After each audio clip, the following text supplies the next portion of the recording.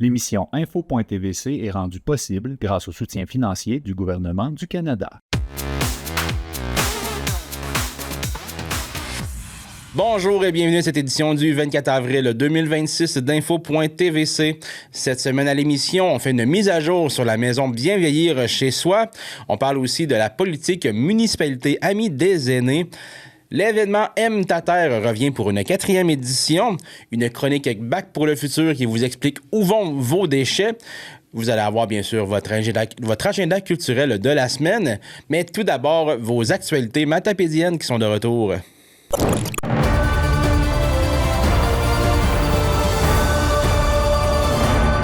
C'est maintenant l'heure de vos actualités matapédiennes de la semaine. Tout d'abord, à Amqui, plus de 300 citoyens demandent une réévaluation du budget municipal 2026 à la suite de la hausse de taxes annoncée récemment. Une pétition de 307 signatures a été déposée lors de la dernière séance du conseil municipal devant une salle comptant une 50aine de citoyens. Les signataires craignent notamment un impact sur la capacité de plusieurs ménages à payer leurs comptes, ainsi qu'une possible hausse des loyers dans un contexte déjà difficile pour le logement. Ils réclament une baisse de la hausse prévue ainsi qu'une meilleure transparence de la part de la ville. Le député Maxime Blanchette-Jonca dénonce une baisse dans la part destinée aux médias francophones dans le fonds pour les nouvelles locales indépendantes. Selon lui, la décision du CRTC d'élargir l'accès au fonds à de nouvelles stations anglophones réduit fortement le financement disponible pour les médias régionaux francophones. Il soutient que cette situation menace directement l'accès à une information locale de qualité dans les régions comme le Bas-Saint-Laurent et demande à Ottawa d'intervenir rapidement pour corriger le tir. À l'occasion de la semaine de l'action bénévole, le 6 du Bas-Saint-Laurent remercie ses quelques 410 bénévoles actifs dans les installations de la région. Ces personnes offrent notamment des visites amicales, de l'accompagnement en fin de vie, du soutien, de l'accueil hospitalier et de l'aide dans les CHSLD. Le 6 rappelle d'ailleurs qu'il est toujours à la recherche de nouveaux bénévoles, y compris chez les jeunes de 12 à 17 ans, afin de poursuivre cette implication essentielle auprès des usagers et des résidents. L'Association du cancer de l'Est du Québec profite elle aussi de la semaine de l'action bénévole pour remercier ses quelques 1088 bénévoles. Ces derniers soutiennent l'organisme de plusieurs façons, notamment à l'hôtellerie Omer Brazo lors des campagnes de financement et dans les différentes activités organisées sur le territoire. L'association souligne que cette présence humaine permet d'offrir des services de qualité et du réconfort aux personnes touchées par le cancer partout dans l'Est du Québec. Le député bloquiste Alexis Deschaines réclame davantage de soutien pour les travailleurs saisonniers, les aînés, les entreprises, les médias et l'industrie forestière. En vue de la mise à jour économique fédérale, il propose 11 mesures pour aider le Québec à faire face aux impacts des tarifs américains et du contexte économique actuel. Parmi celles-ci, une réforme de l'assurance-emploi, plus d'aide aux médias régionaux, un meilleur soutien à l'industrie forestière et une hausse de la pension de vieillesse pour les 65 à 74 ans. La MRC de la Matapédia poursuit ses travaux entourant son plan climat. L'initiative comprend un inventaire des gaz à effet de serre, une analyse des risques liés au changement climatique et une vaste consultation citoyenne. Plus de 650 personnes ont déjà participé à différentes activités, dont des sondages et des rencontres publiques. La prochaine étape consistera à traiter les données recueillies afin d'identifier les priorités d'action et de mettre en place des mesures d'adaptation et de réduction des émissions sur le territoire. C'est ce qui conclut vos actualités matapédiennes.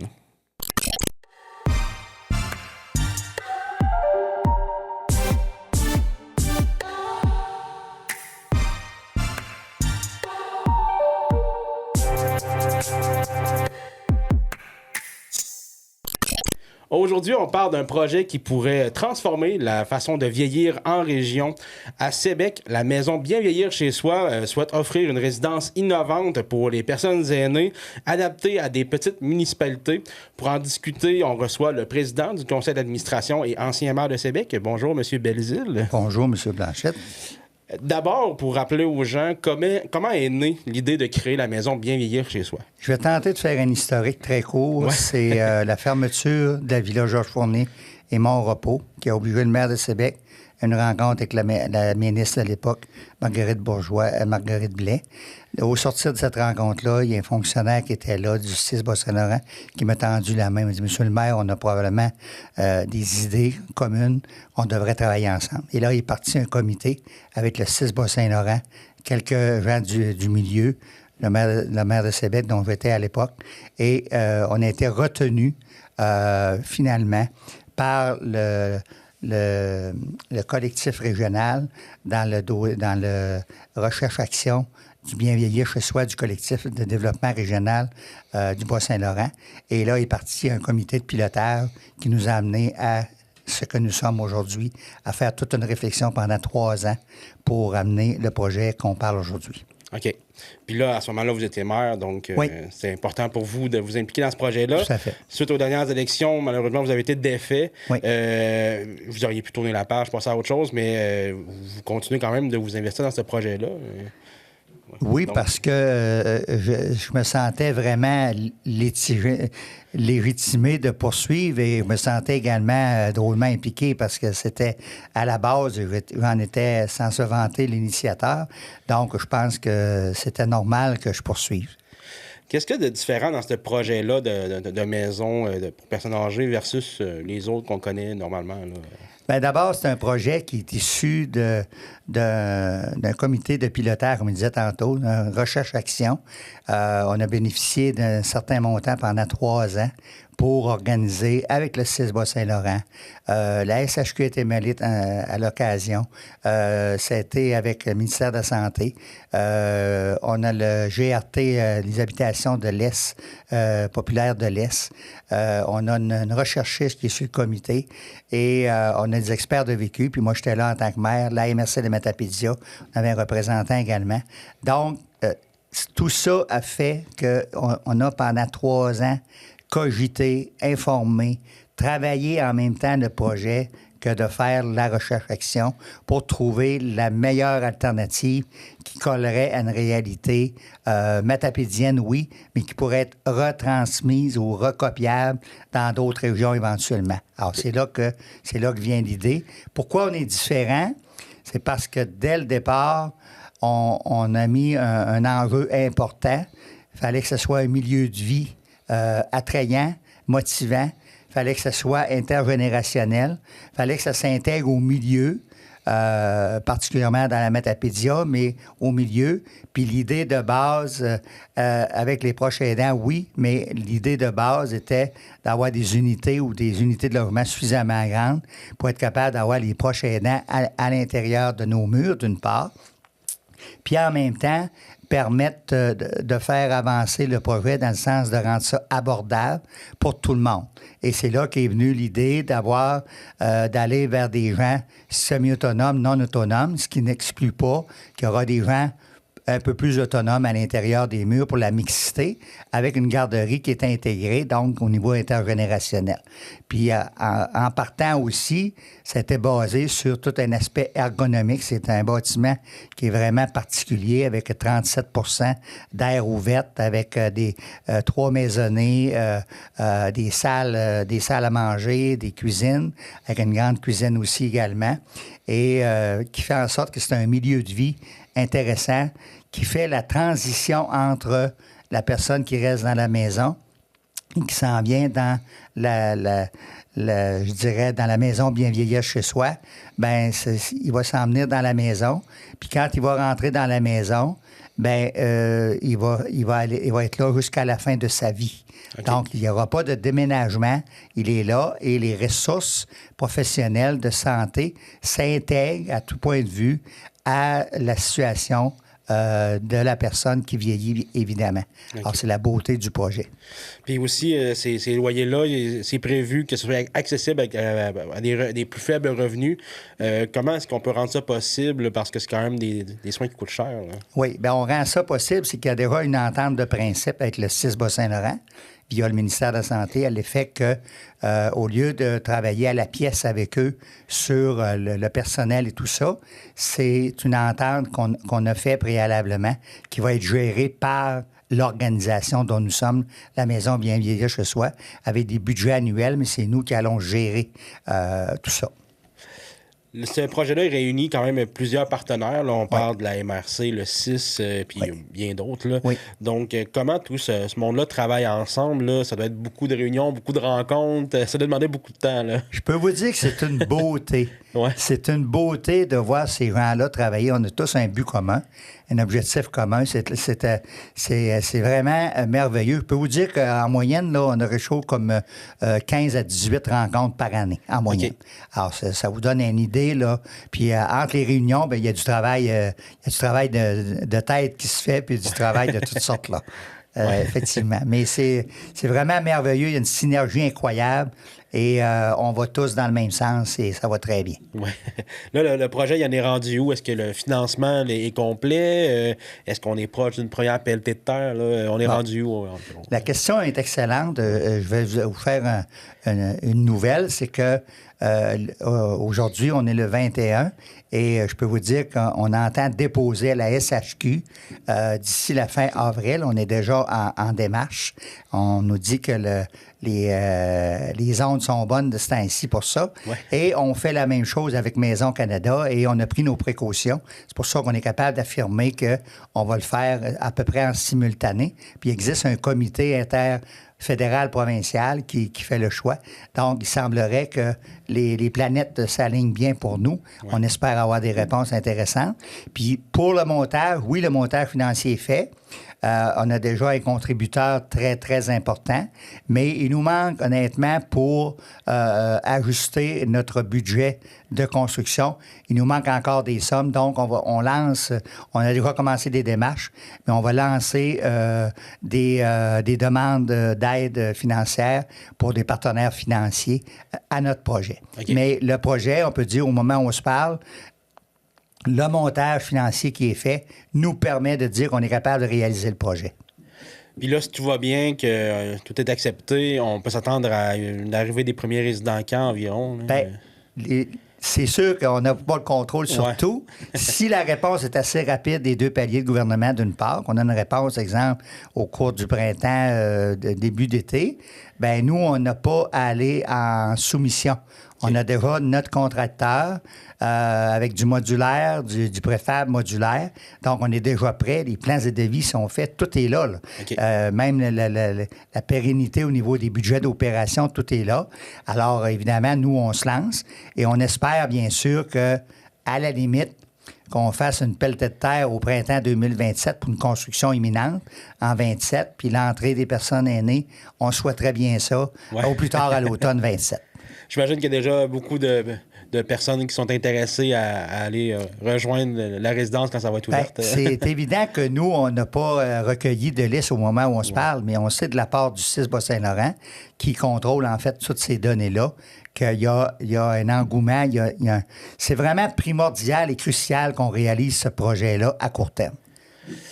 Puis là, avant de terminer, les gens qui voudront avoir plus d'informations sur le projet, qui voudraient, je pense qu'il y a des petites capsules vidéo qu'ils peuvent aller voir. Oui. On va où pour aller voir ça? En fait, il y a le site Bien Vieillir chez soi du collectif de développement régional. On a une vidéo, il y a un paquet d'informations. Puis entre nous, ben je suis pas gêné avec ça. Marcel Bézil, président, vous adressez à moi, vous m'appelez dans le 418-732-1889 ou encore marcel.belzil@gmail.com. Ça me fait plaisir de répondre aux gens et aux informations. Super. On va mettre ça au bas de l'écran pour que les gens puissent vous contacter au besoin.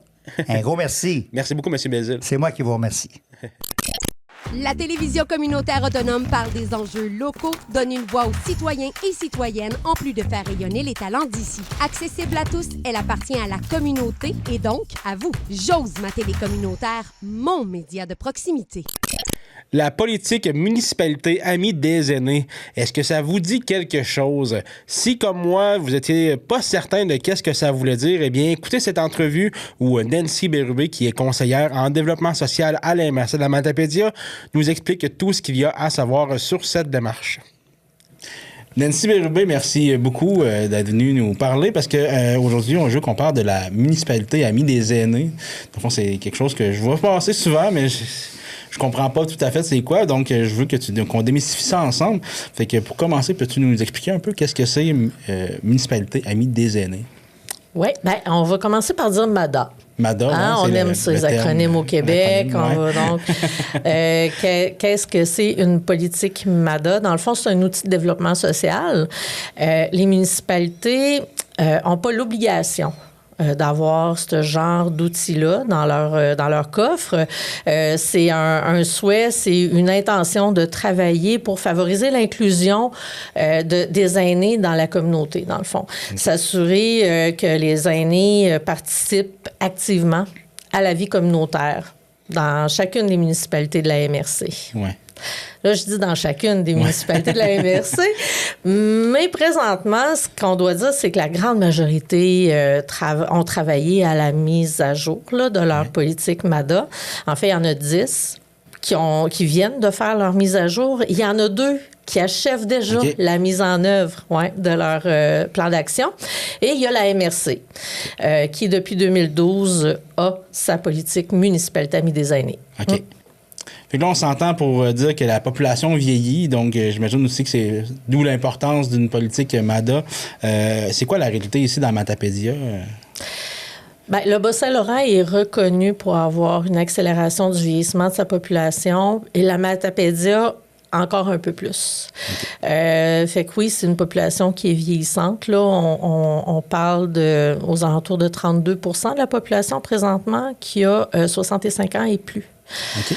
Oui, quand même. Donc, puis c'est une population qui a commencé là, à avoir plus d'outils fiscaux, là, comme des REER, des fonds de pension. Mais ça, c'est pour les plus jeunes de la cohorte. Là, mais les personnes en âge plus avancé, disons-le comme ça, n'ont pas eu cette opportunité-là. Donc, on le sait, des fois, la capacité de payer amène aussi la possibilité de participer à la vie communautaire et collective. Mettons que ça facilite les choses. On a aussi une population très diversifiée. Hein, si on parle de 50 ans et plus ou moins scolarisée. On a les deux polarités. Très, très scolarisée et pas scolarisée beaucoup. On est une région forestière aussi. Donc, en tout cas, l'ensemble de l'œuvre, là, les jeunes sont plus portés à aller étudier à l'extérieur à ce moment-là. Moins de possibilités de revenir en région, des fois, là, même si on a un sol migratoire quand même positif depuis les dernières années. Quand même, oui. Il y a un retour en région quand même intéressant chez les jeunes. Mais il reste que, on a un impact là, de vieillissement de la population, d'où l'importance de connaître c'est quoi notre réalité terrain en lien avec l'avancée en âge de la population, puis qu'est-ce qu'on peut faire. OK. Puis là, cette politique-là, ça n'a pas été construit par une personne. C'est pas juste toi qui s'est assis à une table et qui a... est-ce que les aînés ont été consultés? Comment ça a fonctionné un peu? Là? Bien, premièrement, quand la municipalité a décidé de mettre à jour sa politique MADA, ils ont pris une résolution. Comme quoi, ils embarquaient dans le mouvement matapédien. Fait que c'est 11 en tout qui ont dit, nous, on la met à jour. À la suite de quoi, là, on partait en recrutement pour ce qu'on appelle un comité de pilotage. Un comité de pilotage, il pilote la démarche. Hein? Il veille à ce que la démarche se réalise bien et qu'on prenne réellement en considération les besoins des aînés. De quelle façon est-ce qu'on est allé chercher ces besoins-là? C'est par sondage. Il y a quand même 700 personnes de plus ou moins 50 ans et plus qui ont... Parce qu'il y a quelques personnes de moins de 50 ans qui ont répondu aussi. Là, on les remercie. Les futurs aînés. Et voilà, c'est ça. Mais la grande majorité, les 700, là, c'est des répondants de 50 ans et plus. Quelques poussières, on les a pas comptabilisées dedans. Là. Mais 700 personnes qui ont répondu. Puis on a quand même 162 personnes qui ont assisté à une des 11 assemblées publiques. Okay. Parce que ces sondages-là nous ont été utiles pour mettre en place un plan d'action. C'est ça. Je reviens un peu plus tôt, là, quand je te parlais de recrutement pour les membres du comité de pilotage. Il y a une attente d'avoir au moins de 2 à 3 aînés pour chacun des comités de pilotage. Okay. OK? Il y a aussi une attente d'avoir quelqu'un de l'administration municipale qui siège au comité de pilotage, quelqu'un qui est de la santé publique. Nous, on a des organisateurs communautaires qui ont été là à chaque étape de mise à jour aussi des politiques. Et il y a déjà des conseillères en développement local territorial dédiés aux municipalités qui faisaient partie des comités de pilotage. Fait qu'en tout et partout, c'est entre 7 et 10 personnes par communauté. Par communauté, oui. Oui, par communauté qui faisait partie des comités de pilotage. Des fois, il y avait 2 aînés, des fois, il y en avait 3, là, ça dépendait. Là. Des fois, il y avait une personne qui travaille pour la municipalité, des fois, il y en avait 2. Ça dépend toujours de la capacité de chacun. Donc, on a commencé par dresser un portrait à partir des statistiques qui étaient disponibles. Les statistiques, c'est un beau mot, hein? Ouais. Les statistiques qui sont disponibles, qui étaient disponibles à ce moment-là. Janvier 2024, les statistiques, c'était celles de 2021, de Statistique Canada. Fait qu'on a pris une photo. C'est quoi notre réalité présentement en lien avec l'âge moyen, la situation économique, la scolarité, les ménages. Hein? Est-ce que les personnes vivent seules, en couple? Est-ce qu'il y a encore des enfants à la maison?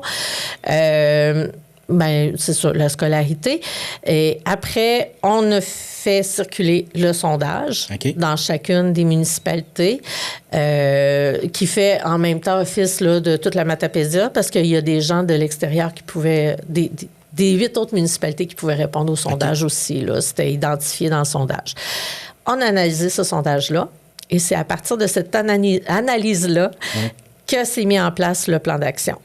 C'est là que vous avez pu cibler les défis aussi. Exactement. Des personnes. Est-ce qu'on peut en parler un peu de quels défis les personnes âgées vivent dans la Matapédia, les principaux? Là? Oui, on va parler des défis. Juste avant, j'aimerais vraiment dire qu'on avait 2 questions super importantes pour nous. Là. Est-ce que les gens se sentent en sécurité dans la Matapédia? Et à presque 100%. Les gens se sentent en sécurité. Et on voulait aussi mesurer l'indice de bonheur, parce que c'est sûr que si les gens sont heureux, ils vivent mieux. Ben oui. Ils vivent mieux. Et là aussi, l'indice de bonheur, il était élevé. Les gens se sentent heureux et très heureux. Il y avait un 3% qui était sur le neutre. OK. Bon, ça, je dirais, ça arrive des mauvaises journées, c'est normal. Ouais. Bon, c'est correct. Puis on n'est pas toujours heureux, là, non plus dans la vie. Donc, fait que ça nous a beaucoup fait plaisir, hein, mettons. On se dit, les gens sont heureux et ils se sentent en sécurité dans Matapédia. Fait qu'on est aussi parti de ce principe-là. Donc, c'est pas tout noir. C'est comme parfait. C'est comme bon. Mais il y a des grands défis. Effectivement. Dans les grands défis, maintenir le sentiment de sécurité. En vieillissant, il y a une perte de ce sentiment de sécurité-là qui se vit naturellement. OK?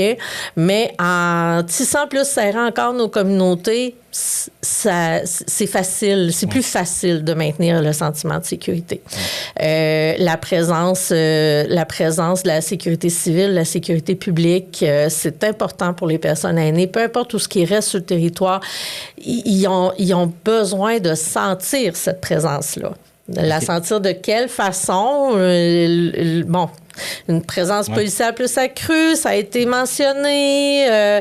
Sentir que nos intervenants peuvent être là rapidement quand il nous arrive quelque chose. Donc, c'est comme ça qu'ils nous ont indiqué qui veulent qu'on travaille le sentiment de sécurité, mais aussi dans une petite municipalité, vraiment faire en sorte que les gens ils continuent à pouvoir échanger entre eux facilement. Multiplier les lieux de rencontre, les activités. Puis ils ne sont pas déconnectés, hein, les aînés.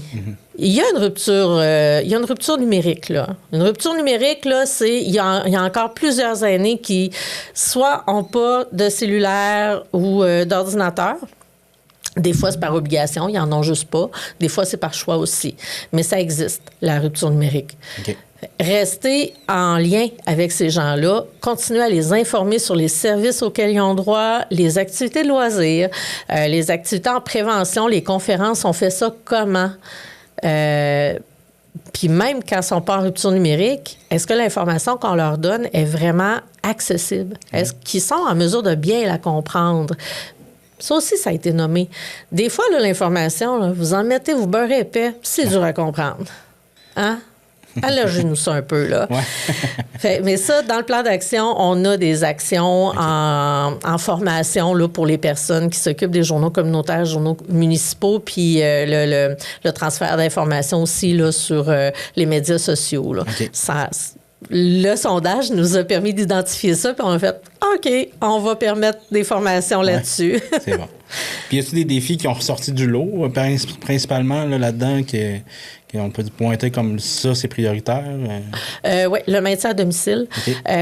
Les services en soutien à domicile, ça prend beaucoup de place. Ouais. L'aide ponctuelle. Les menus travaux, parce qu'il faut le dire, là, dans Matapédia, la majorité des gens sont propriétaires. Là, on est près du 3/4 de la population encore à être propriétaire de leur maison. Fait que la corde de bois de chauffage, la tonte de pelouse, peindre sa galerie, faire les plates-bandes, m'aider à faire le grand ménage ou juste le petit ménage. Bon, il y en a pour qui ça devient un défi avec l'âge. Ils ont juste besoin de ce coup de main-là pour rester chez eux. Il y en a d'autres parce qu'ils sont contraints à rester propriétaires, qui ont une cheminée qu'il faut ramoner, qui ont une fosse septique qu'il faut vidanger. Ils ont aussi besoin d'un petit coup de main pour rester à jour. Ouais. Avec leur maison. Ça aussi, ça ressortit. Ça ressort là, dans les comités de pilotage, mais aussi dans les comités de suivi. Et il y a des actions dans le plan d'action aussi pour réaliser là, ce genre d'intervention-là. OK. Une politique comme ça sert à quoi? Est-ce que ça va se traduire par des actions, dans le fond, ou c'est juste des recommandations, ou vraiment, on peut dire qu'il y a des actions qui vont être posées grâce à cette politique-là? C'est une belle question, ça, Carl. Il y a des actions concrètes dans le quotidien. Tantôt, je te parlais du vidangeage de la fosse septique puis du ramenage de cheminée. Tu peux pas avoir plus concret. Ouais. Tu peux pas avoir plus concret. Ouais. Il y a aussi des ateliers là, en lien avec mieux connaître la navigation sur Internet qui ont déjà été mis en place là, dans certaines municipalités. Il y a déjà des choses, parce que le plan d'action 2025, là, présentement, on est dans le bilan là, de l'année 2025, parce que là, c'est le dévoilement public, mais les abeilles, là, ils travaillent depuis l'année passée, quand même. Il y a aussi des conférences sur la fraude qui ont été mises en place. Oui, c'est vrai. Oui, j'en ai vu passer. Ouais. Et voilà. La fraude, peu importe. Il y a aussi des municipalités qui ont eu une mise à jour sur la réglementation, pour garder son permis de conduire, là. Ouais. C'est ça, en vieillissant, ça peut aussi être un défi, mais sachez que c'est possible là, d'avoir des petites mises à jour, là, qui peuvent nous aider à garder notre permis de conduire le plus longtemps possible, parce qu'en vieillissant, on a des mauvais plis qui s'ajoutent à notre conduite des fois, disons-le comme ça. Mais aussi, les comités de suivi peuvent faire des recommandations au conseil municipal. S'il y a une action qu'on se rend compte, puis j'ai pas d'exemple proche, là, mais si on se rend compte qu'il y a une action qui peine à avancer puis qu'il aurait besoin d'un petit coup de pouce de la municipalité, le comité de suivi peut faire la recommandation pour l'année qui est en cours ou l'année à venir, de se pencher sur comment on peut faire ça collectivement là, pour que cette action-là se réalise. OK. Puis, est-ce que la MRC travaille seule là-dedans ou il y a des partenaires? J'imagine que ça... il y a tellement de monde. Il y a des partenaires en haut? Ça doit être une échelle un peu, là, donc ça part du ministère. Oui, c'est bon ça. En fait, les politiques municipalités Amis des aînés, c'est une collaboration entre le ministère de la Santé et des Services sociaux et le secrétariat aux aînés. C'est des appels de projets qui ont lieu de façon périodique. Ici, dans Matapédia, c'est quand même... Ça fait 3 fois là, qu'on met à jour une politique municipalité Amis des aînés comme ça, là, en commun. Donc, oui, on a levé la main avec les 10 municipalités. Je peux te les nommer, les municipalités quand même, parce que... Oui, on va y aller. Donc, il y a Albertville, Amqui, Cozabscal, Lac-au-Saumon, Saint-Damas, Sainte-Florence, Saint-Léon-le-Grand, Saint-Moïse, Saint-Vianney et Valbriand. OK. Les 2 municipalités qui sont déjà en mise en œuvre de leur plan d'action, c'est Sébec et Saint-Cléophas. OK. Eux, leur plan d'action, quand il est venu à échéance, c'était 2018-2021, ils ont dit, ben nous, on aimerait tout de suite travailler là-dessus de façon autonome. OK. Ils l'ont fait avec conseiller en développement local territorial, un organisateur communautaire du CIS. OK. La même démarche, en fait, mais seul, hein, chacun de leur côté. OK. Puis ça fonctionne super bien, là. Ils ont des beaux plans d'action. Oui. Ils travaillent fort, là. Ils travaillent fort. Puis ils font un suivi très régulier aussi, là, de leur plan d'action. Donc, c'est pas mal ça. OK. Fait que, il y a vraiment beaucoup, le CIS, les municipalités, les clubs des 50 ans et plus, les cercles de fermières, les comités de loisirs, les responsables en loisirs, quand il y en a dans les communautés, sont presque systématiquement autour de la table.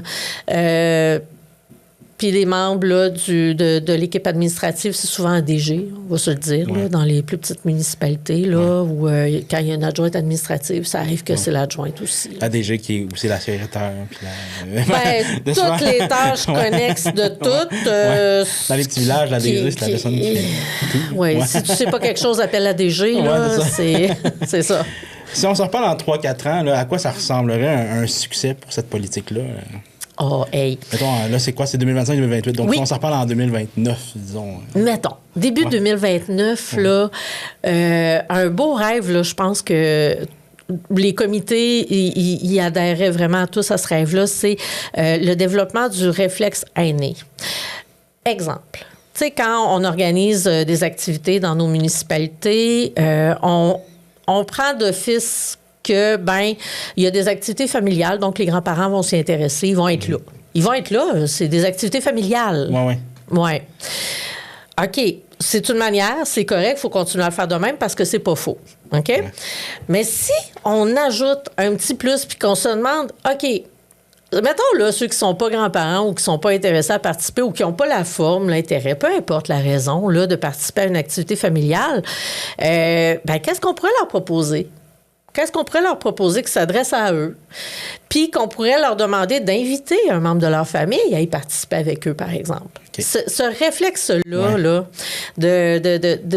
bon, est-ce que nos personnes qui sont avancées en âge, qui sont soit en pleine forme ou en perte d'autonomie, est-ce qu'ils ont cette chance-là aussi de pouvoir participer à cet événement-là, à cette activité-là? Donc, ça revient un peu au défi, donc la communication. Est-ce qu'ils sont au courant qu'il y a cette activité-là? Est-ce qu'ils peuvent se déplacer à cette activité-là? Donc, j'imagine que c'est tout en fait, c'est la bienveillance, on peut dire. La bienveillance est au cœur de chaque politique MADA, effectivement. Puis, tu as raison. Si on veut que les gens restent chez eux le plus longtemps possible, ça leur prend des services de soutien à domicile, mais aussi des activités dans la communauté pour participer pleinement à cette communauté-là. Mais ça leur prend aussi des lieux où ils peuvent contribuer, soit par un travail rémunéré, soit par bénévolat, soit juste aussi avec leur famille, parce que il y a des familles, pour toutes sortes de raisons, qui ont besoin de plus d'assistance aussi, là. Mais quand on regarde là, la belle Marguerite Mada, là, la belle Marguerite où il y a 9 axes d'intervention, elles sont toutes interreliées au final. Elles sont vraiment toutes interreliées, là. Fait que t'as raison. Ouais. Tu mets la bienveillance au cœur, puis t'es pas mal sûr de faire un bon coup, là. Ouais. Ou du moins un coup qui n'est pas dommageable à personne. Quand la bienveillance est là. Oui, c'est ça. C'est ça.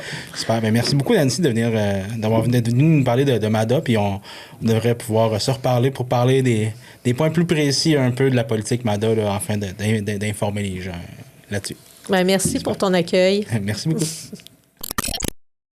Pour nous joindre, composez le 418-629-4503 ou écrivez-nous à journaliste@tvcmatapedia.com. Restez à l'affût de toutes nos activités en nous suivant sur Facebook. Vous pouvez également regarder nos émissions en vous abonnant à notre chaîne YouTube. L'événement éco-festif M ta terre de Val-Brillant est de retour pour une 4e édition cette année. Et pour en parler, j'ai Caroline Chicoine avec moi. Bonjour, Caroline. Bonjour.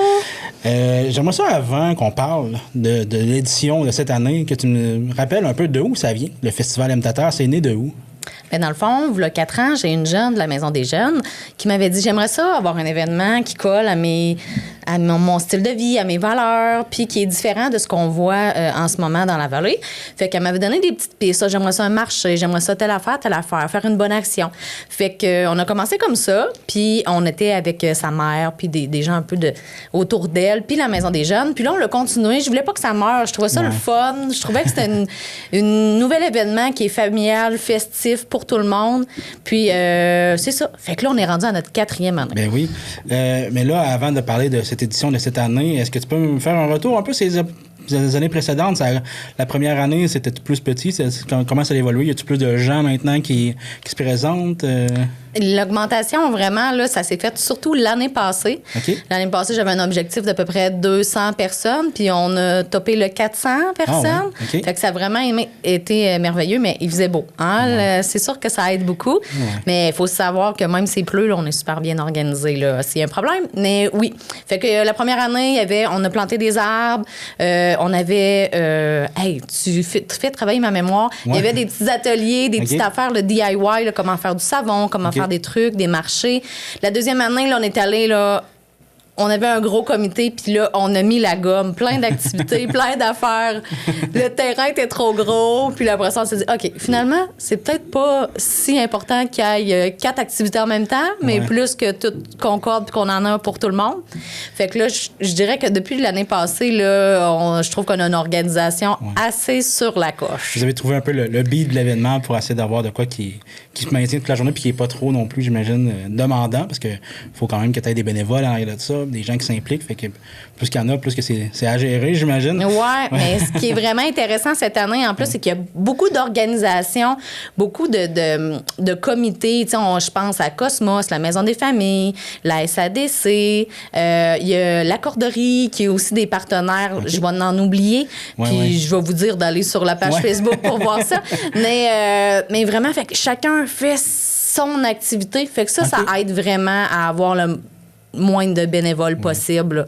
Ouais. Peux-tu me parler un peu du déroulement de la journée? De quoi ça va avoir l'air? Parce que c'est une journée, c'est pas un festival de 3 jours, là, c'est une journée. C'est une journée, puis c'est le dimanche. Fait qu'on a quand même fait attention que ça ne termine pas trop tard parce qu'on a des familles, puis on travaille le lendemain, fait qu'on voulait pas que ça finisse trop tard. Fait qu'on commence la journée avec la course M-Tater. Fait que la course M-Tater, à chaque année, on remet 10 $ par frais d'inscription à une cause. L'année passée, on a fait faire des ateliers éco en lien avec la pollution dans les écoles. Fait qu'il y a 2 écoles qui ont eu ça. C'est l'organisme Cible qui avait donné ça. Cette année, on va donner les sous à Jardine dans ton école. C'est un programme de jardinage dans les écoles. Puis là, c'est le Centre Éclosion qui va s'en occuper. Ils sont super contents de ça. Fait qu'on remet tout le temps, puis c'est important. Étant donné que la Maison des Jeunes est un gros partenaire, on essaie toujours qu'on remet aux jeunes. Okay. Dans le niveau scolaire. Fait que ça, c'est une affaire qu'on va avoir. Après ça, on va avoir atelier de cirque, atelier d'écriture africaine. On va avoir la marche M-Tater aussi à la fin de la journée. Il y a la course, mais il y a la marche aussi. Il y a la course et il y a la marche. Mais la marche, c'est plus en lien avec l'environnement. Ouais. Fait que c'est pas un truc de militant, là, mais c'est plus une marche là, où que famille et amis, là, on va se promener. Il va y avoir une fanfare africo-brésilienne qui va faire des rythmes. Il va y avoir de la danse africaine, des chants africains. Il va y avoir du cirque. Fait que ça va être vraiment le fun. C'est un petit parcours d'1 kilomètre. Fait que ça se fait très bien à poussette, à marchette. Super. Puis après ça, il va y avoir, c'est ça, l'après-midi, il va y avoir des kiosques d'information. On a une belle offre alimentaire aussi qui est locale. C'est full important pour nous d'avoir des produits locaux. Fait qu'on a la poissonnerie qui va faire à manger, le champ des fromages qui va être là aussi. Puis il y a la Maison des Jeunes qui vont faire des hot dogs européens. Fait qu'on va avoir ça. Après ça, on va avoir un documentaire qui est par la SADC. Puis on va avoir une grosse zone familiale faite par Cosmos et la Maison des familles. Je pense que j'oublie pas, là, parce que là, j'essaie de voir la programmation dans ma tête. On peut faire un petit tour, mais je pense que ça ressemble pas mal à ça. Ça ressemble pas mal à ça, hein? Fait que c'est ça. Fait qu'on a essayé de faire une programmation vraiment 0-100 ans pour tout le monde. Puis tout est gratuit, sauf la nourriture, là, bien sûr. Là. Mais on rentre sur le site, tout est gratuit. On peut assister à tout, apprendre à faire du cycle, apprendre à plein de trucs. Puis voilà. Super. Une bonne façon là, de faire attention à la planète et de récupérer ces choses et de les réparer. Fait qu'on va avoir une vente de garage qui va être durant la journée. Puis on va aussi là, avoir un atelier répare tes trucs avec la corderie. Fait que, puis en plus, on va avoir une belle station là, pour les vélos. C'est le début de l'été. Si vous avez un petit problème avec votre vélo, vous voulez faire une petite maintenance, ben la corderie va être là pour vous aider avec ça. Parfait. Fait comme ça, si on veut voir les détails, les heures, on va, j'imagine, sur une page Facebook pour... oui, c'est la page événement Aime ta terre. Puis, on a aussi là, les inscriptions pour la course qui vont débuter au Jour de la Terre le 22 avril. Oui. Puis, c'est ça. Fait qu'on vous invite là, à participer, à vous inscrire le plus tôt possible. Là. Puis, on est vraiment content d'offrir ça encore une autre année. Oui. Bon, ben c'est super. Fait que je vous souhaite ça va être un bel événement puis que ça va revenir encore l'année prochaine. Oui. Merci beaucoup. Merci.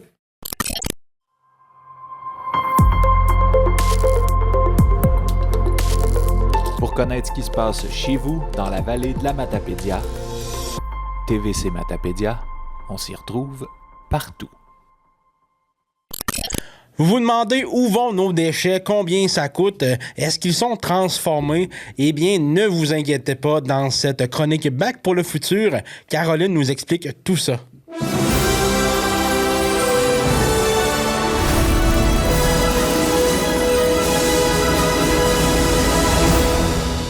Caroline, aujourd'hui, tu viens nous parler de où vont nos déchets, le compost, la récup et combien ça coûte. Est-ce que tu veux nous parler un peu de ça? Oui, bien, en fait, justement, là, je suis là pour expliquer pourquoi on trie nos matières, où est-ce que ça va, puis pour montrer que ça fait vraiment une différence, là, que on met pas tout au bac aux déchets parce qu'on dit, de toute façon, ça va tout finir à la même place. Non, c'est ça. C'est pas vrai. Mais, fait que là, je vais quand même commencer par parler des déchets, parce que tout le monde les connaît, tout le monde en fait. Donc, les déchets, quand le camion là, vient ramasser le bac vert ou noir, puis il part avec, combien ça coûte? Ça coûte 191 $ la tonne. Okay. Puis là, cette année, en 2026, c'est 192. Fait qu'on a une petite augmentation d'$1. Donc, en fait, plus on va générer de déchets, plus ça va coûter cher. Okay. Quand on regarde là, au niveau de la Métis puis de la Matapédia, ça coûte 4 millions de dollars par année pour les transporter puis les traiter. Donc, c'est un prix qui est quand même assez élevé pour une génération d'environ 15 000 tonnes là, par année de déchets. Donc, ces déchets-là, ils s'en vont où? Ils s'en vont à Rivière-du-Loup, dans un lieu d'enfouissement technique. Donc ça, en fait, là, un lieu d'enfouissement technique, en gros, ça ressemble à ça. OK. Puis c'est comme, c'est les nouveaux dépotoirs. Donc avant, on faisait un trou dans le sol, on mettait nos déchets là, puis on refermait. Des fois, le feu pognait. Des fois, le feu pogne encore. Ouais, là, ça, okay. Oui. Justement, là, le fait de bien trier, ça peut empêcher des choses comme ça. Là. Souvent, les fameuses batteries, là, ça peut causer des feux. C'est en dessous, fait qu'on le voit pas. Donc, c'est pour ça que ça peut causer vraiment des très gros feux. Il faut tout réouvrir les cellules pour le défaire. Donc, c'est très dispendieux. Donc, en fait, maintenant, là, justement, c'est plus des dépotoirs, c'est des lieux d'enfouissement technique. Donc, à la différence, comme on peut voir, c'est qu'il y a différentes cellules qui sont faites, puis on met des membranes en dessous pour être sûr que ce soit étanche, pour pas que le lixivia, qui est un beau mot pour dire le jus de poubelle, passe à travers la terre, va s'infiltrer dans la nappe phréatique, puis contamine l'eau et le sol. Donc là, on met des membranes pour protéger le fond, le sol et l'eau. Ensuite, on va mettre les déchets, puis ensuite, on va mettre du recouvrement. Donc là, c'est comme la petite matière fine pour pouvoir taper les déchets. Puis ensuite, on fait différentes couches comme ça jusqu'à temps qu'on arrive à une hauteur maximale là, qui est réglementée. Puis c'est là qu'on va mettre la couche de fin, puis on va remettre de la terre puis du gazon. Fait qu'après ça, quand tu retournes dans un site d'enfouissement, ça a l'air d'être une belle butte verte. Là. C'est plus l'image qu'on a avec tous les goélands qui y va, ça sent, puis c'est plus ça du tout. Là. C'est vraiment mieux qu'avant. Puis là, justement, il y a certains sites qui mettent des torchères, donc pour être sûr que les gaz qui s'échappent des lieux d'enfouissement, ils soient brûlés parce que le gaz qui sort de ça, c'est du méthane. Le méthane, c'est 25 fois plus puissant que le gaz carbonique. Ça, c'est le gaz qui sort des voitures. Donc, on le brûle pour qu'il soit transformé en gaz carbonique, puis donc que ça soit moins polluant par la suite. Donc ça, c'est ce qui se passe. C'est un peu ça qu'on voit aussi dans les centrales de raffinerie. Oui, comme exactement, ça. Donc, exactement. On met ça pour diminuer les risques. Okay. Oui. Fait que ça, c'est là qu'ils vont nos déchets. Okay. Puis donc, pour nous, ils s'en vont à Rivière-du-Loup. Okay. Bon, je me souviens plus si je l'ai mentionné, mais ça s'en va tout à Rivière-du-Loup. Fait que le transport est quand même très long. Oui, c'est ça. Ce qui fait augmenter les coûts beaucoup, là, tout ce qui est le transport. Une question. Oui. Les petits tubes, les tuyaux, puis tout, ils ramassent le jus de poubelle, mais ça, comme, ils finissent par nettoyer cette eau-là? Oui, c'est comme un champ d'épuration, là, comme l'eau potable. On la traite, puis nos égouts. Fait qu'ils font la même chose avec ces eaux-là. Là. OK. Fait qu'il y a quand même un coût relié à ça aussi. Là. C'est ce qui fait que ça coûte cher maintenant. On ne peut plus juste domper ça. Non, exactement. Là, dans la rivière, puis dire ça va être beau. Là. Ouais, non, fait qu'on ramasse tous les contaminants, puis on les traite. Super. Ensuite, le compost, lui, donc le fameux bac brun, quand le camion y passe, lui, ça a un coût de 26 $ par habitant. Puis cette année, c'est rendu 27 $. Donc, en fait, celui-là, peu importe la quantité qu'on met, c'est un nombre par habitant. Donc, qu'on mette 100 tonnes ou 1 tonne, c'est cette année 27 $. Fait que c'est pour ça qu'on est mieux comme d'en mettre plus dans le compost parce que le prix reste fixe, contrairement aux déchets qui, lui, augmentent avec le poids. OK. Donc, lui, le compost, ça va aussi à Rivière-du-Loup, à la même place que les déchets, sauf qu'ils s'en vont dans une usine de biométhanisation. Okay. Donc, ça, l'usine de biométhanisation, avec le compost, qu'est-ce qu'elle fait? C'est 2 choses. Elle fait du biogaz. Donc, le biogaz, ça sert à faire de l'énergie, faire du chauffage. Puis l'autre chose, c'est qu'elle fait du digesta. Donc ça, le digesta, c'est un engrais agricole. Donc en fait, là, les agriculteurs s'en servent pour les pendre dans leurs champs. C'est ça qui donne des minéraux puis des choses comme ça. Super. Donc c'est pour ça qu'ici, on ne redonne pas le compost là, comme comparativement à Matane, par exemple, ou à Rimouski, qui, eux, redonnent le compost aux citoyens. Nous, ça s'en va à Rivière-du-Loup, donc ça serait un peu un non-sens, puis en même temps, il est transformé en d'autres choses. C'est pour ça aussi qu'on peut pas mettre exactement les mêmes choses que pour faire du compost normal, parce que, exemple, on peut pas mettre si je me trompe pas, là, corrige-moi, là, on est pour informer les gens, comme des branches d'arbres, des feuilles, ou sinon même, exemple, je vais te dire, mais la cendre, quand on exactement. Nos poêles à bois, c'est pas des choses qui peuvent aller au compost ici, dans la vallée. Exactement, parce qu'ils veulent avoir une certaine valeur énergétique. Là. Ils veulent que comme quand ça soit brûlé ou transformé, que ça donne de l'énergie. Puis donc ça, il n'y en a pas dedans. Là. Fait que c'est pour ça que ce qu'on accepte, c'est tout ce qui est les résidus de table, de cuisine, les résidus de désherbage. Donc si on a une petite plante morte ou des choses comme ça dans la maison. Ou sinon, tout ce qui est papier et carton souillé, là, comme les mouchoirs, boîtes de pizza graisseuse, puis ces choses-là. Mais mettons le gazon non plus, ça n'embarque pas là-dedans? Le gazon non plus. Puis le gazon, ce qui est encore mieux, c'est de le laisser sur le terrain. Oui. Ça fait du compost naturellement, mais oui, c'est ça. Il y a toujours des gens avec leur sac en arrière de leur tondeuse qui ramassent, donc... Là, ils pourraient le vider comme ça, là, sur leur terrain. Je l'ouvre, c'est bien pas en mettre, là. Mais non, effectivement, là, c'est pas accepté dans le compost, là, pour ici. Oui. Dans le fond, c'est pour ça que c'est un prix fixe, parce que j'imagine que l'usine de biométhanisation se rentabilise avec le compost. Donc, c'est pour ça que le coût est moins élevé. C'est pour couvrir le transport, dans le fond. T'as tout compris. Puis, ce qui est différent aussi là, pour ça, c'est qu'en fait, dans le contrat, il faut que le compost et le déchet aillent ensemble à Rivière-du-Loup. On ne pourrait pas les séparer. Okay. Donc, on ne pourrait pas faire juste une plateforme de compostage puis envoyer nos déchets à Rivière-du-Loup. Okay. Donc, c'est pour ça que les deux, il faut qu'ils aillent là-bas à la même place. OK. Puis finalement, celui que je trouve le plus intéressant, la récupération. Oui. Parce que ça, on peut réutiliser puis refaire plein de choses avec ça. Donc, en fait, j'ai toujours ma petite image de mon bac qui se fait ramasser. La récupération coûte aux citoyens 0 $. Okay. Donc, en fait, c'est le programme gouvernemental, puis c'est eux qui financent à 100 % toute la collecte. Là. Donc, c'est les gens qui mettent en marché les produits qui payent pour la collecte puis le traitement. Donc, on peut surutiliser le bac de recyclage, il n'y a pas de problème. Puis maintenant, il y a tellement de choses qui vont dedans, là, tout ce qui est contenant, emballage imprimé. Donc, on parle maintenant des sacs de chips, les filets d'oignons, papier de bord-tendre, barquettes de styromousse. Si ça rentre dans la définition, ça peut aller dans le bac bleu. Y a-t-il des choses qu'on pense que ça y va puis que finalement ça y va pas? Ou t'as pas d'exemple en particulier? Genre oui, je pourrais... Oui, non, le saran wrap peut y aller. Par exemple, les gens qui ont des cintres en plastique. Okay. On se dit, c'est juste en plastique, je peux le mettre. Mais c'est ni un contenant, ni un emballage, ni un imprimé. Okay. Donc, même si c'est juste en plastique, on peut pas le mettre dedans parce que ça rentre pas dans la définition. Super. Fait que c'est plus se fier à la matière, au numéro, c'est vraiment la définition du mot. OK. Donc, ici, la récupération s'en va tout d'abord au centre de pré-tri à Montjoly.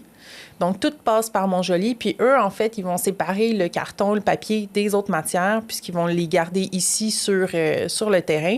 Puis les autres matières vont s'en aller à Montréal, au centre de tri de Montréal. Donc, c'est un centre de tri qui a plus de technologie puis de meilleure capacité de tri. Là. Fait que c'est pour ça que ça s'en va là-bas.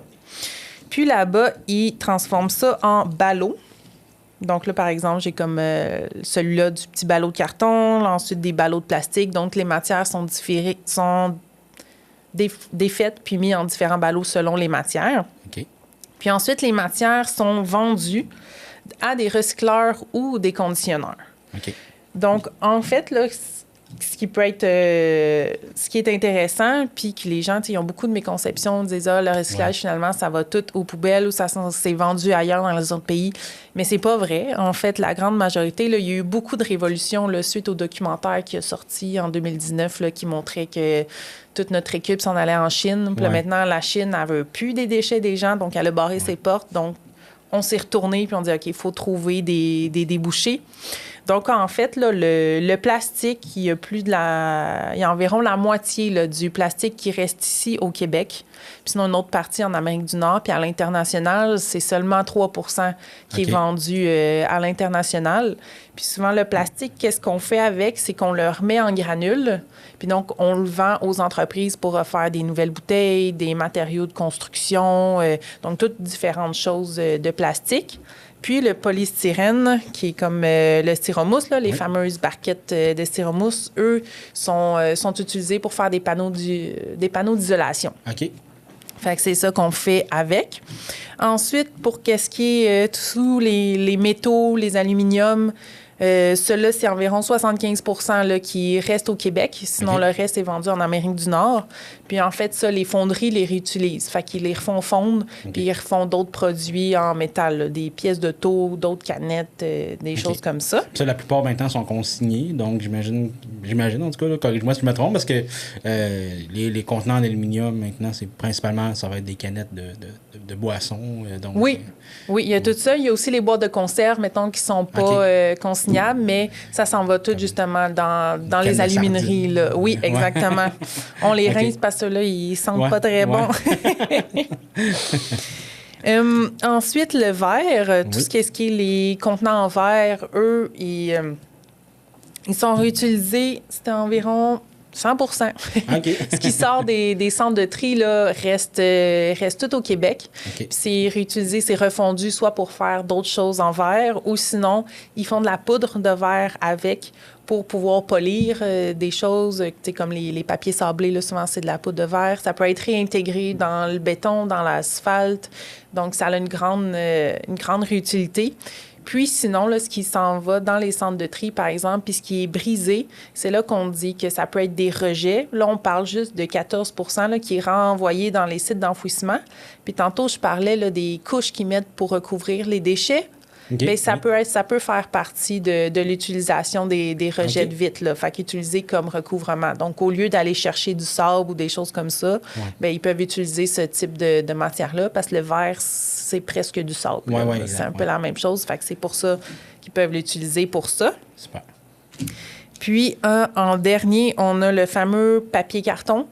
Donc, ça aussi, là, la moitié de ce qui est recyclé reste au Québec. Donc, il est revendu dans les entreprises d'ici.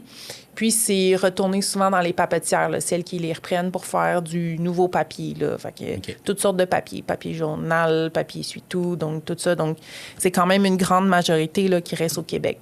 Super. Donc, on peut voir que ça vaut la peine de trier. Là. Oui, c'est ça. Donc, on défait les mythes de ça s'en va pareil au site d'enfouissement. Puis, donc, c'est vraiment... il y a vraiment eu une grosse amélioration dans les dernières années, dans le fond, là, dans le tri des matières résiduelles. Oui, c'est ça. Là, depuis l'enquête qu'il y a eu en 2019, là, ça a beaucoup fait bouger les choses, puis pour le mieux. Puis là, les données que j'ai datent du bilan de 2023 de Recyc Québec. Donc, on n'a pas encore avec la nouvelle réforme là, tout ce qui a été fait, mais c'est parce qu'ils sortent un bilan aux 2 ans. Fait qu'on va pouvoir voir... Bientôt, on va avoir lui de 2025. Exactement. Fait que c'est toujours aux 2 ans, on l'a lui de 2 ans en retard. Ouais. C'est bon. Merci beaucoup, Caroline. Ça me fait plaisir, merci.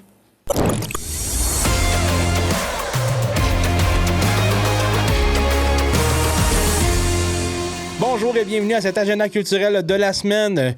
Tout d'abord, du côté de Diffusion de Mordicus, ce dimanche, le 26 avril, c'est l'artiste transdisciplinaire Soleil Launière qui sera en spectacle à 15h. Ensuite, le 2 mai, ce sera l'humoriste Mona de Grenoble qui vient présenter son spectacle de la poudre aux yeux à 20h pour un public averti de 18 ans et plus. Du côté de la microbrasserie La Captive, le 1er mai, ce sera en humour avec JF Dénommé qui présente son spectacle nommé Brutal à 20h. Ce week-end, jusqu'à dimanche, le 26 avril, c'est le Salon Aventure à Causapscal. Pour consulter la programmation complète, consultez la page Facebook du service des loisirs de Causapscal. Le service de loisirs de Causapscal présente aussi une conférence sur la santé mentale positive avec Marie-Ève Piché, aussi appelée Maman Caféine, le jeudi 30 avril à 19h30. Pour les amateurs de vente de garage, le 2 mai, ce sera la bambinerie de la Maltapédia qui se tiendra à la salle communautaire d'Amqui de 9h à 11h30. Et si vous n'avez pas déniché assez de trésors à votre goût, ce sera le vide-grenier du lac à la salle multifonctionnelle de la Côte-Saumon à partir de 13h30 cette même journée. Du côté du cinéma Figaro d'Amqui, à l'affiche du 24 avril au 30 avril, il y aura le film Michael qui prendra l'affiche. Le film Super Mario Galaxy est toujours présent et il y a aussi le film Sacré-Cœur qui sera à l'affiche. Pour consulter les heures de diffusion ou pour toute autre information, consultez la page Facebook du Cinéma Figaro ou le site web. Si vous avez des activités culturelles à nous partager, vous pouvez nous écrire à journaliste@tvcmatapédia.com. Informatique Bar-Est est responsable de l'entretien du matériel informatique de votre TVC. Informatique Bar-Est, vente et réparation d'ordinateurs, services commerciaux et résidentiels. 418-629-INFO. C'est ce qui conclut cette édition d'Info.tvc. N'oubliez pas de jouer au Télébingo ce dimanche à 12h30 et on se revoit la semaine prochaine.